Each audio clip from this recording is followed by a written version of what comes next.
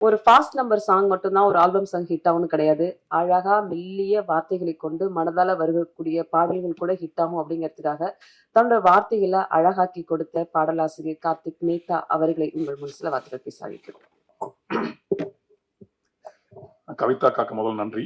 ஆமா, அழகு தமிழில் எப்பவுமே கொஞ்சம் எல்லாத்தையும் வரவேற்கிறதுக்கு, அப்புறம் இங்க வந்திருக்கிற அத்தனை கலைஞர்களுக்கும் என்னுடைய மனமார்ந்த நன்றி. எங்க ஆகாய கங்கை சார்பா ஆகாய கங்கைக்கு வருவோம். ஆகாய கங்கையில சக்தி அந்த கொங்கு மண்ணை ரொம்ப சிறப்பா காமிச்சிருக்காப்புல. அடிப்படையில் நானும் ஒரு கொங்கு மண்ணை சார்ந்தவன் தான், அங்க பிறந்து வளர்ந்தவன் தான். அந்த அடிப்படையில் எனக்கு நெருக்கமான ஒரு பாடல் கூட இது. இன்னும் ரொம்ப ரொம்ப நெருக்கம் இந்த பாடல் எழுதும் போதுன்னா, இந்த பாடல்ல வர்றாங்க இல்லையா அந்த கிராம சுகாதார செவிலியரா அந்த கதாபாத்திரம். என்னுடைய தாய் அப்படி ஒரு கிராம சுகாதார செவிலியராக தான் எங்க ஊருக்கு வந்தாங்க. ஆத்தூருக்கு அந்தாண்ட இருந்து எங்க சேலம், நான் எங்க ஊர் கிராமத்துக்கு வந்தாங்க எங்க அம்மா. இதே மாதிரி ஒரு வெள்ளை சேலையோட தான் வந்தாங்களாம். வந்த இடத்துல எங்க அப்பாவை பார்த்து எங்க அப்பாவுக்கும் எங்க அம்மாவுக்கு ஒரு காதல் ஏற்பட்டு எப்படி இந்த பாட்டுல நடந்துச்சோ, தம்பி என்ற கதையை சொல்லும் போது எனக்கு அப்படியே மலர் நினைவெல்லாம் போய் கண்ணு ரொம்ப கலங்குனுச்சு.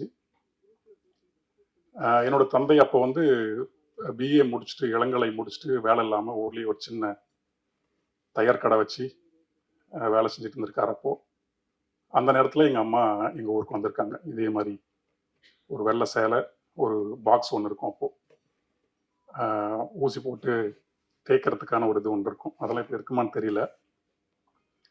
அந்த பொறுப்புக்கு பேர் வந்து அரசாங்கத்தில் வந்து கிராம சுகாதார செவிலியர், பிஹெச்என், வில்லேஜ் ஹெல்த் நர்ஸ்ன்னு.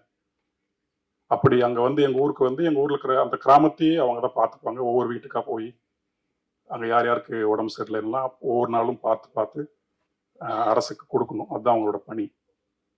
அப்படி எங்கள் அம்மா போக, எங்கள் அம்மாவுக்கு வழிகாட்டுறங்கிற பேரில் எங்கள் அப்பா அவங்க கூட போக தையல் பண்ணிட்டு இருந்தவர். அப்படியே இந்த பக்கம் தையலுடன் காதல் ஏற்பட்டவருக்கு 2 பேருக்கும் கல்யாணம் பண்ணிக்கிட்டு அதுக்கப்புறம் தான் நாங்கள்லாம் பிறந்தோம். அந்த காதலில் ஒரு பியூட்டி எனக்கு என்ன பட்டுச்சுன்னு, எங்கள் அப்பா அம்மாவோட காதலில் இந்த ஒரு காட்சிகளை பார்க்கும்போது எனக்கு அதுதான் மனசுக்குள்ள அப்படி விரிஞ்சுக்கிட்டே இருந்தது. எங்கள் அம்மா வேற ஒரு சாதிய பின்புலத்திலேருந்து வந்தவங்க, என்னுடைய தந்தை வேற ஒரு சாதிய பின்புலத்திலேருந்து இருக்கிறவர்.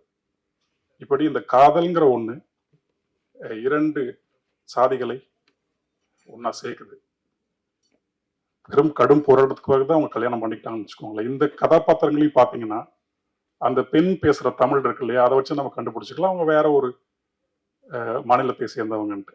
ஆக 2 சாதிகளை மட்டும் இல்லை, 2 மாநிலங்களையும் காதல் ஒன்றா சேர்க்குது அப்படிங்கிறது இந்த பாட்டில் ரொம்ப அழகாக அவர் எங்கேயுமே ப்ரீச்சிங் பண்ணவே இல்லை. அந்த காதலுக்கு அப்படி ஒரு வலிமை இருக்குது. அதை இந்த பாட்டு வரிகளில் வரணும் இல்லையா. இன்னொன்று எனக்கு இன்னும் நெருக்கமான பாட்டாகவும் இருக்குது. என்னோட தந்தை, என்னுடைய அம்மை, அவங்களோட வாழ்க்கையை வந்து பாட்டு இருக்கிறதுனால, கொங்கு மண்ணாகவும் இருக்கிறதுனால ரொம்ப இயல்பான தமிழ் எழுதலாம் அப்படின்னு சொல்லிட்டு தான் எழுதுனது. ஒரு ஆகச்சிறந்த அருமையான ஒரு நாட்டார் மீட்டு. ரொம்ப நன்றி நவீனுக்கு, இசைக்கு, பாடினவங்களுக்குமே, தேவுக்கும் சரி வசத்துக்கும் சரி என்னுடைய மனமார்ந்த நன்றி. நாட்டார் பாடல்கள் தமிழ் சூழலுக்குள்ள ரொம்ப குறைஞ்சிக்கிட்டே வருது. அது ஒரு நாட்டுப்புறத்துலேருந்து வந்தவங்கிற அடிப்படையில் எனக்கு ரொம்ப வருத்தமாகவும் இருக்கும். நாட்டார் பாடல் என்னமோ யாரோ ஒரு தூரத்தில் இருக்கிறவங்களுக்கான பாடல் இல்லை.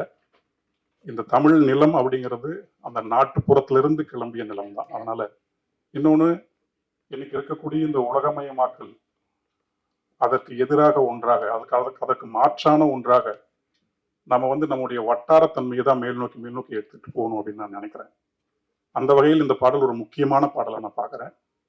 எவ்வளவுக்கு எவ்வளவு நாம் இந்த நிலம் சார்ந்த கதைகளையும் இந்த நிலம் சார்ந்த மக்களினுடைய பிரச்சனைகளையும் அந்த வாழ்வையிலையும் நம்ம சொல்கிறோமோ, அவ்வளவு தொலைவுக்கு நாம் உலகமயமாக்கல்லேருந்து வெளியே வந்து தன்னிறைவான இந்த மண்ணினுடைய பாடல்களையும் வாழ்க்கையை நம்ம சொல்ல முடியும்னு நான் நினைக்கிறேன். அது ஒன்று தான் எதிர்குறலாகவும் இருக்க முடியும். அந்த வகையில் இந்த பாடல் எனக்கு ரொம்ப இன்னும் நெருக்கமான பாட்டு. சக்தி வந்து ரொம்ப அருமையாக இயக்கியிருக்காப்புல. ரொம்ப மகிழ்ச்சி. இன்னும் தொடர்ந்து நிறைய பண்ணணும். ஆமாம், உங்களுக்கும் அந்த வாழ்த்தன கைக்கு நடிகர்.